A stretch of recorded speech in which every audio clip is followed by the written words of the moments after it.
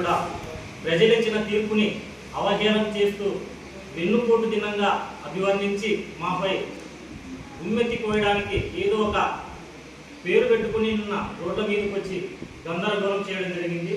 కానీ నేను ఒక సూటిగా అడుగుతున్నాను, జగన్మోహన్ రెడ్డి గారు, మీరు మీ పార్టీ విధానాలను ప్రజలు తిప్పికొడితే మాపై ఎందుకు కక్షగట్టి ఇలా మీ కార్యకర్తలని రోడ్లపైకి తీసుకొచ్చి మాపై ఎందుకు ఇలా చేస్తున్నారని సూటిగా ప్రశ్నిస్తున్నాను. ఎందుకంటే వెన్నుపోటు దినం, వెన్నుపోటు అంటేనే నీ రక్తంలో నుంచి వచ్చింది. ఎందుకంటే నీ చెల్లి అయితేనేమి, నీ తల్లి అయితేనేమి, నీ తల్లి చెల్లిని వెన్నుపోటు పొడిచి ఈరోజు మమ్మల్ని వెన్నుపోటు దినంగా అభివర్ణించడం ఇది సరైన పద్ధతి కాదు. అదేవిధంగా మా పత్తికొండ ఎమ్మెల్యే గారిపై మాజీ ఎమ్మెల్యే అయినటువంటి శ్రీదేవి గారు ఏదో అవాకులు చవాకులు పేరడం సరైన పద్ధతి కాదు. ఎందుకంటే